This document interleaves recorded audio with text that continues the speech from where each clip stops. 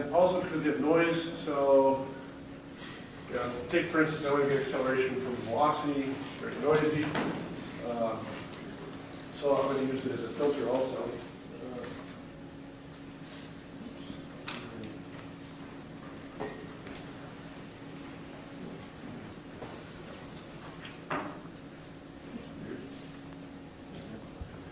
One of the problems if I say, try to differentiate velocity to get acceleration, I get a lot of noise.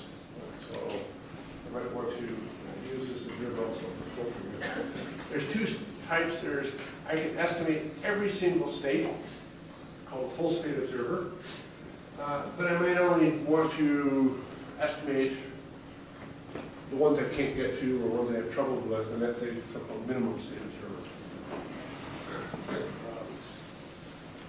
And we'll look at both of them. We'll look at full state first. Okay. Basic idea here is that we have estimates of the model. We do have, we hope, a very good model of the system. The observers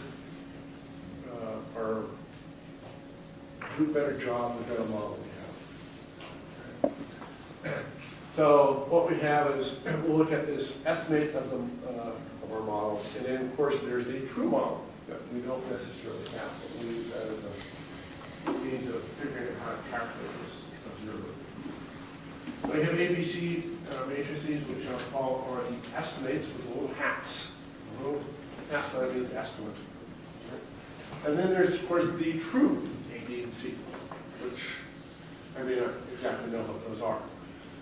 My modeling from modeling class, whatever, I get the A, B, C hat. Okay? All right.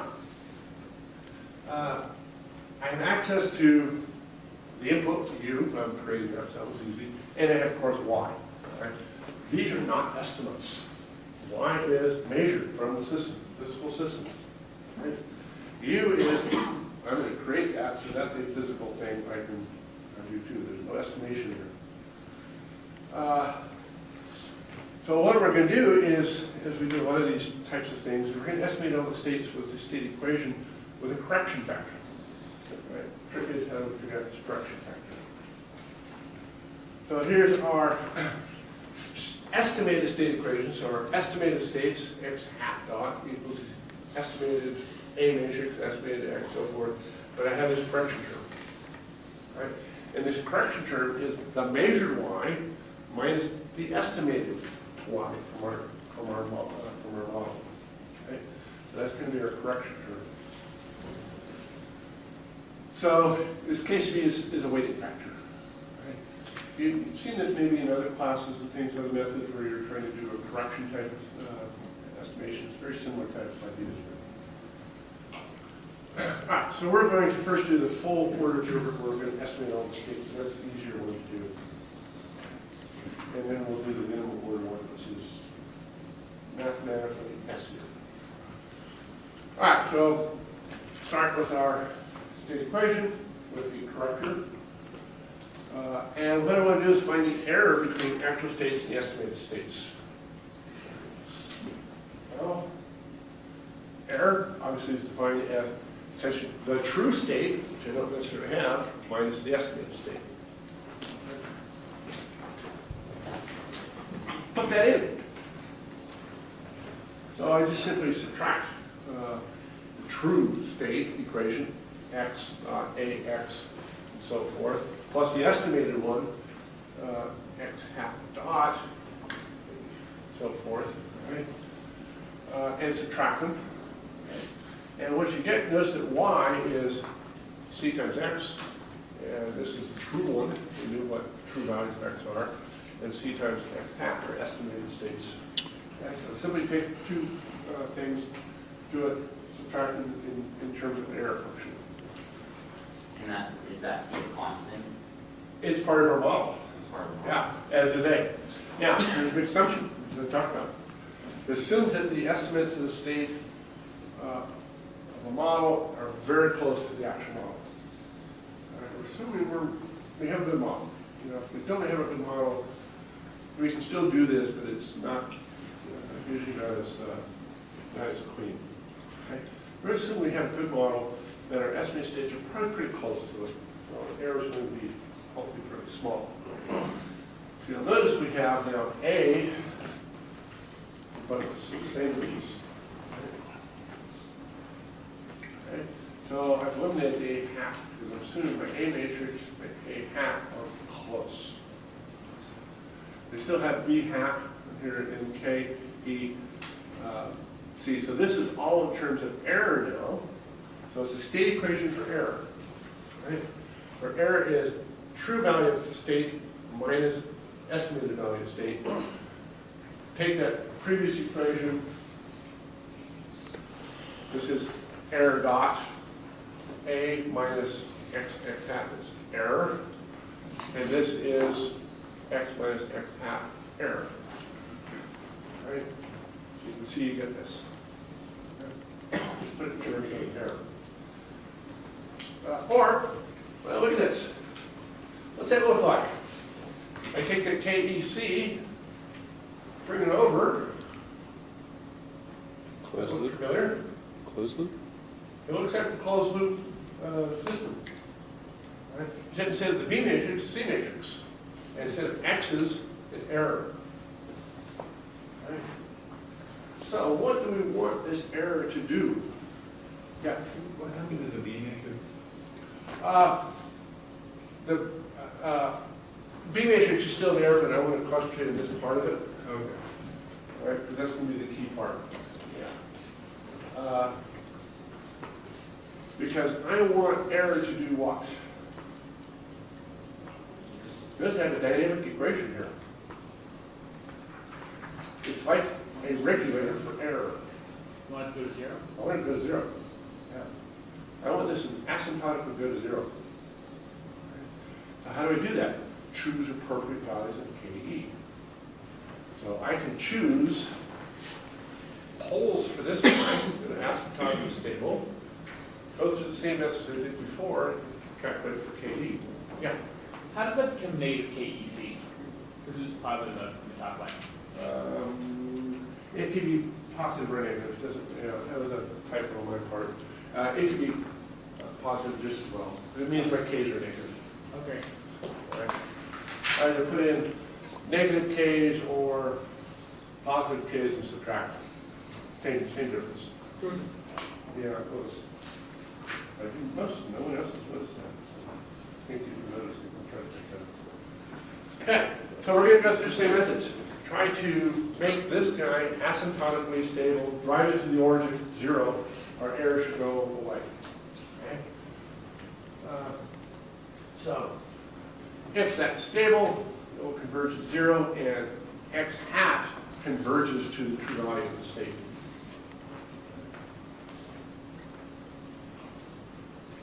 How do you find that? Well, same way as we did before. It's similar to the controller design. In fact, it's a dual of it, perhaps a parallel of it.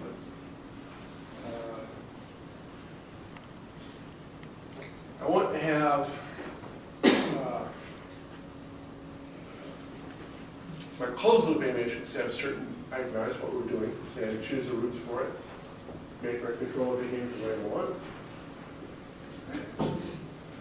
But for the observer, right, still going to choose some, but I'm going to choose it. Do it the same way. Determine if Si minus A is 0. The pole placement, same as they did before. Really no difference in that. In fact, there is a observable form for Ackermann's formula that we'll do here. We can actually use that for more complex systems.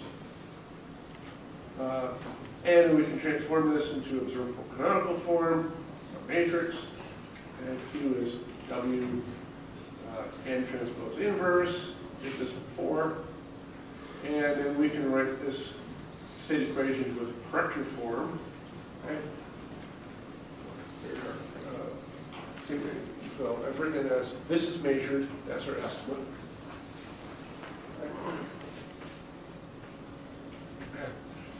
Play with it a bit. Okay, I have, here's our observable form for the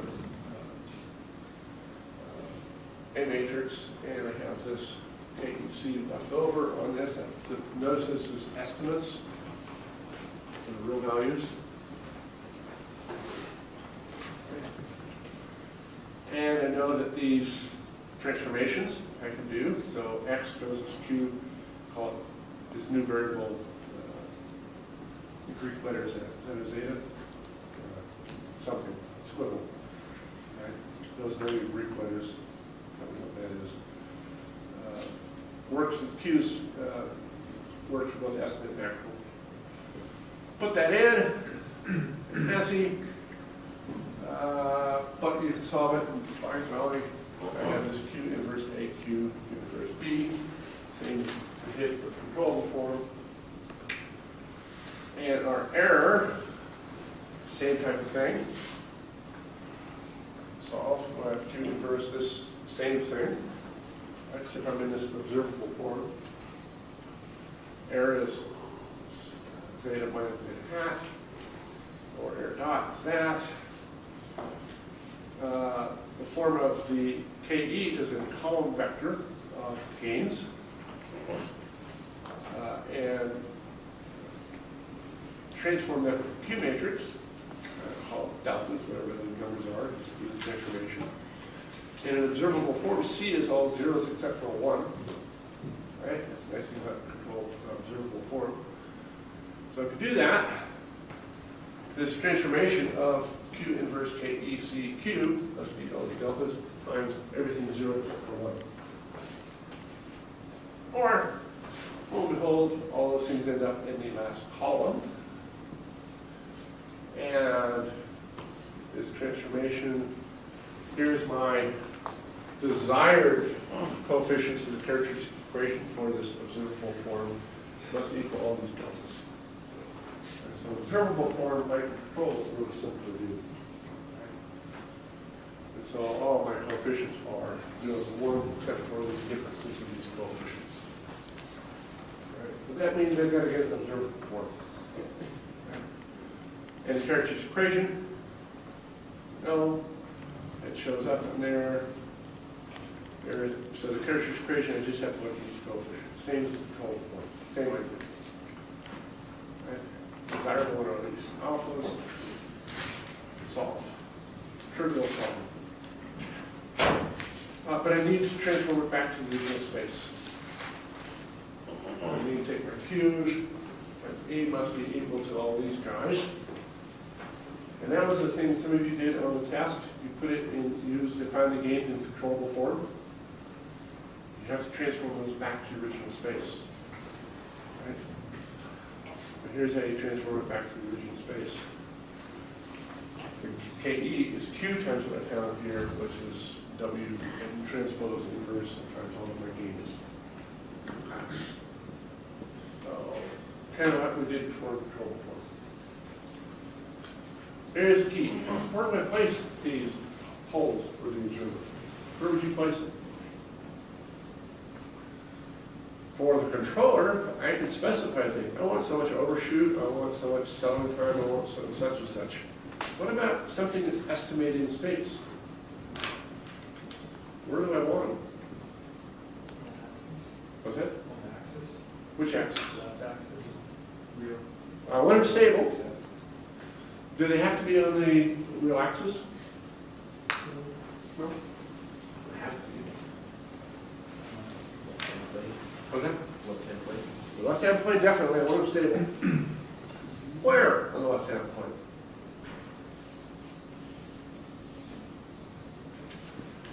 Key here is, what am I using these estimates of the states for? I estimate these state variables. What do I use those estimates of state variables for? What's the next step? To control. Yeah, they're going to go to the controller. Low settling time.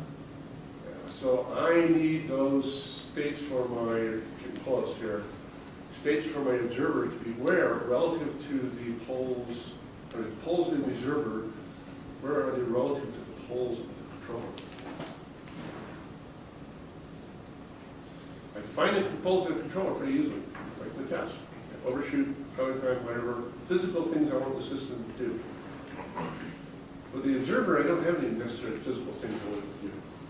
I'm trying to estimate states. But I'm using those estimates to drive the controller. So what do I want those estimates? How do they relate to what the controller poles are? Please slide. Yeah. You want them to be far away from them? One far away, which means what? Maybe like 3 times Yeah, right.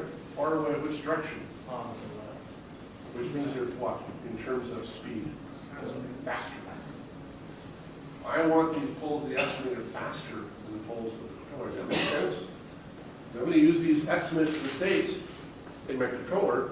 Well, I want to be able to get to those estimated states fairly fast, right? Faster than what I'm going to use them for. Right? If they're slower than the controller poles, that means I'm controlling my system based on old information. Right? I want to get these estimates pretty quick. Does that make sense, everybody? So they should be faster than the controller poles. Why? Well, I want these estimates to converge faster than the control, otherwise I'm using old information. I don't like old information. General rule of thumb, I think is what I'm using 3 times, usually 2 to 5 times faster. Why would why not 10, 20 times faster? Might be perfectly fine. Why would I make it maybe only 2 times faster? Might be the conditions. Think about, the input to this thing is the output of the system. It's a physical measurement. Physical measurements have what? Like I said before, Noise. noise.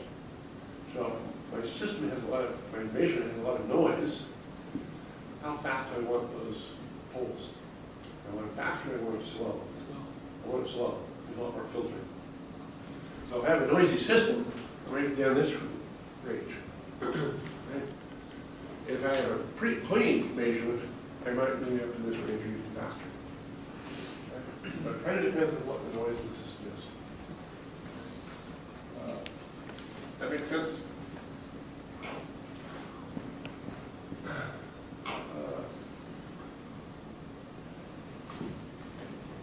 Okay, so let's look at acronyms for observers. Really, a parallel to it, really pretty easy. And here's our state equations. Here it is for the controller form. We have all zeros except for 1. Inverse of the controller controllability matrix times this phi, which is the desired characteristic equation with the a's in it. Right? And we're going to use a dual for this. Right? And what it is, let's look at this, where let's do a transformation where Z is transpose of A, the B is going to be the transpose of C, the C is the transpose of B. That's kind of like when we go from controllability to observable form. That's the transposes. Same idea, but not necessarily controllable or observable form here. But we're going to use this as a dual. It ends up being that it's very convenient to put it into Ackermann's formula. So, same form as going from controllable to observable and so forth. So, if I put that in, Ackermann's formula is this. Same thing except now, it's C transpose H. Ooh, what's that? The observability matrix, well, transpose of it, it's C transpose of it, it's C. Same type of idea here. And here's my characteristic equation. Instead of with A, it's with A transpose. So, same thing, except A transpose and observability. Well, my KE is the transpose of whatever K I get out of this thing.